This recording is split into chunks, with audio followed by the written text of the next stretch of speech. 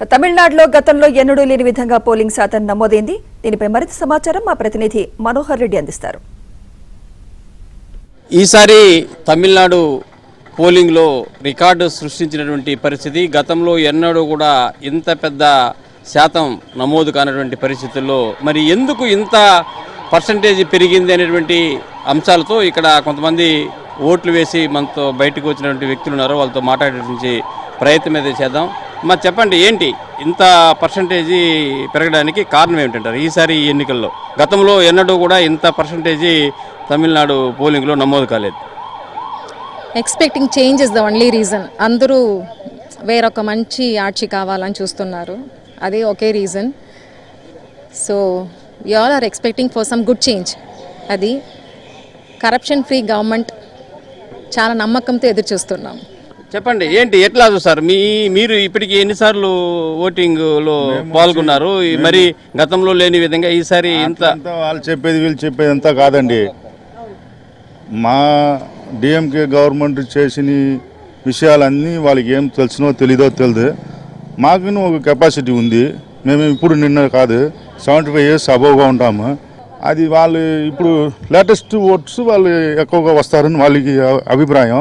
రిసల్ట్లో మనం చూస్తాం. అంటే ఎందుకు పెరిగిందంట పర్సంటేజ్ ఇంత? పీపుల్స్ ఎక్కువగా చేంజ్ అవుతానే ఉంటుంది కదా, దాంట్లో ఒక 5 to 10% ఇంక్రిమెంట్ అవుతానే ఉంటుంది. దాంట్లో ఓటర్స్ వచ్చి ముందుడి వచ్చిండారు అంతే.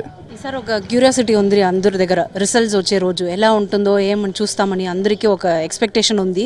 మేము కూడా అలానే క్యూరియస్గా ఉన్నాము. సో ఈసారి అందరికీ ఒక ఎగ్జైటింగ్ ఫీల్ ఉంది. అది చూస్తే ఇంకా అన్ని ఊరు నుంచి చాలా ట్రాఫిక్, అన్ని చోట్ల నుంచి వస్తున్నారు. వాళ్ళ ఊరికి వెళ్ళి వేస్తున్నారు ఈసారేమో. సో అది ఒక మంచి విషయంగా చూస్తున్నాం. ఎందుకంటే అందరికి ఒక మంచి ఒక డెసిషన్ తీసుకునే ఒక రైట్స్ వచ్చింది అనే ఒక ఆ థాట్స్ వచ్చింది, ఒక మంచిది అని అనుకుంటున్నాం. ఇది ఏమంటే ఈసారి వచ్చి ఈయన విజయ్ ఒక ఆయన కొత్తగా వచ్చి ఉన్నారు కదా, సినిమా యాక్టర్. ఆయన కానీ అంత చిన్న పిల్లలు, కాలేజీ పిల్లలు వాళ్ళంతా దాంట్లో నిండా ఇంట్రెస్ట్గా ఉన్నారు.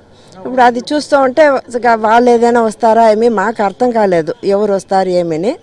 అందువల్ల ఎక్కడ మేము వచ్చి నిన్న చెన్నై నుంచి వస్తూ ఉన్నాము, 7 గంటల సేపు అయింది ఇక్కడ వచ్చేందుకు. మాకు చూస్తే అంత చిన్న పిల్లలదా దండిగా ఉన్నారు. వాళ్ళే చాలా పిల్లకాయలు చూస్తే అంత విసులు పెట్టుకుని చేస్తూ పోతున్నారు. అందువల్ల ఈ మారి ఉందా ఏమని మాకే అర్థం కాలేదు. అది ఎందుకు అట్లానని మేము అట్లా అనుకుంటాము. ఆయన వల్ల ఈ మారి ఉన్నారా ఏమి అట్లా అని మాకే తెలియదు.